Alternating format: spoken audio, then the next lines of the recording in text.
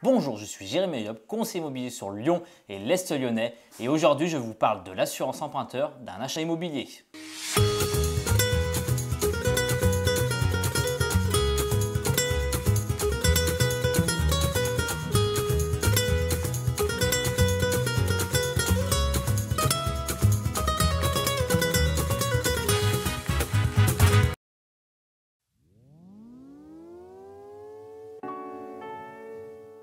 L'assurance emprunteur pour les crédits immobiliers est un contrat d'assurance individuel ou de groupe qui garantit le remboursement d'un prêt.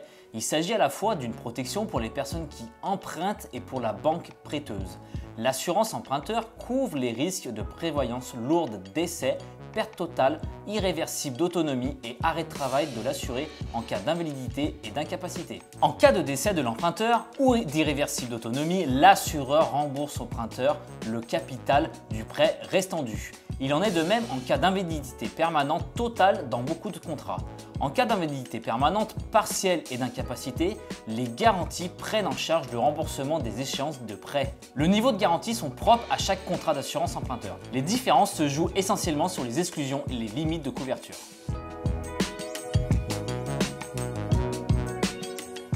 Selon la législation en vigueur, non, la souscription d'une assurance emprunteur n'est pas obligatoire. Par contre, elle est exigée par toutes les banques lors de la signature d'un prêt immobilier. Cette assurance protège l'organisme prêteur en cas de décès, d'invalidité ou d'arrêt de travail prolongé de l'assuré. Les établissements bancaires conditionnent donc l'octroi d'un prêt immobilier à la souscription d'une assurance emprunteur. Il est ainsi très difficile, voire impossible, d'obtenir un prêt immobilier sans assurance.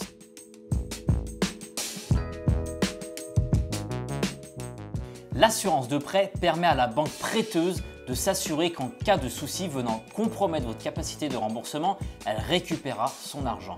Ainsi, l'assurance emprunteur est la garantie idéale pour un établissement de prêt. Cependant, dans certains cas, il est impossible de proposer à sa banque une garantie différente venant rassurer la banque que le risque qu'elle prend est couvert. C'est le cas du nantissement d'une partie de votre patrimoine financier. Cela consiste à mettre en gage un ou plusieurs biens immobiliers donnant à l'établissement prêteur un moyen de se rembourser en cas de défaut de paiement. L'inconvénient de mettre un bien en nantissement est qu'en cas d'imprévu, vous perdrez la gestion et les gains liés à ce nantissement, sans compensation venant vous aider à surmonter vos problèmes. De même, dès lors qu'un produit est choisi pour être nanti, toutes les actions liées doivent être soumises à validation à l'établissement prêteur. Vous êtes co-gestionnaire.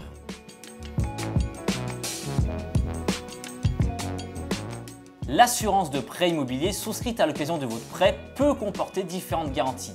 Celles-ci diffèrent selon votre projet immobilier, votre situation professionnelle et selon les exigences de votre établissement prêteur. S'il s'agit d'un achat locatif ou concernant une résidence secondaire, les garanties exigées sont restreintes car la banque considérera qu'en cas de défaut de paiement de l'emprunteur, les loyers pourront couvrir les mensualités du crédit. Le plus souvent, la banque vous couvrira pour les garanties de décès et de perte totale et irréversible d'autonomie. S'il s'agit de l'achat d'une résidence principale, le nombre de garanties exigées est plus important et dépendra de la banque que vous choisissez.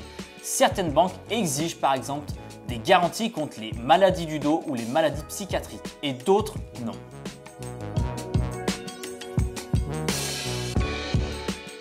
Au moment de la finalisation d'un crédit immobilier, 8 personnes sur 10 optent pour l'assurance emprunteur du groupe proposé par l'organisme créancier. Cette statistique parlante est assez compréhensible. La méconnaissance des droits et la facilité conduisent la grande majorité des particuliers à éviter les démarches personnelles en choisissant le contrat proposé par la banque. Pourtant, la délégation d'assurance vous permet notamment de faire jouer la concurrence et impacter le taux impliqué. Pour choisir un contrat qui vous conviendra, rendez-vous sur des comparateurs en ligne, consultez les avis relatifs aux assureurs emprunteurs existants et étudiez les critères suivants. Petit 1, le coût du contrat par an et par mois.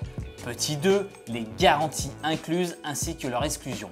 Petit 3, le taux de couverture qui prend la forme du pourcentage du crédit couvert par le contrat d'assureur. Petit 4, les modalités d'application et enfin, petit 5, les frais de dossier. Le tarif appliqué peut fortement varier selon la situation personnelle et professionnelle de chacun.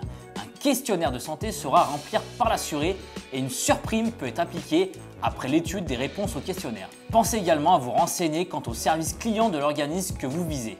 En cas de problème ou d'événement inattendu, il est important de pouvoir compter sur un retour optimal de la part de votre assureur. Maintenant, vous êtes censé en connaître beaucoup plus sur les assurances emprunteurs et j'espère que cette vidéo vous aura aidé. N'oubliez pas de vous abonner et de liker cette vidéo, je suis aussi présent sur tous les autres réseaux sociaux. Et n'oubliez pas, j'accompagne toutes les personnes dans leurs projets sur Lyon et l'Est lyonnais. Contactez-moi pour que l'on puisse discuter ensemble de votre projet. Si par contre vous souhaitez aller plus loin, je vous offre un e-book réservé à tous les vendeurs qui souhaitent se former.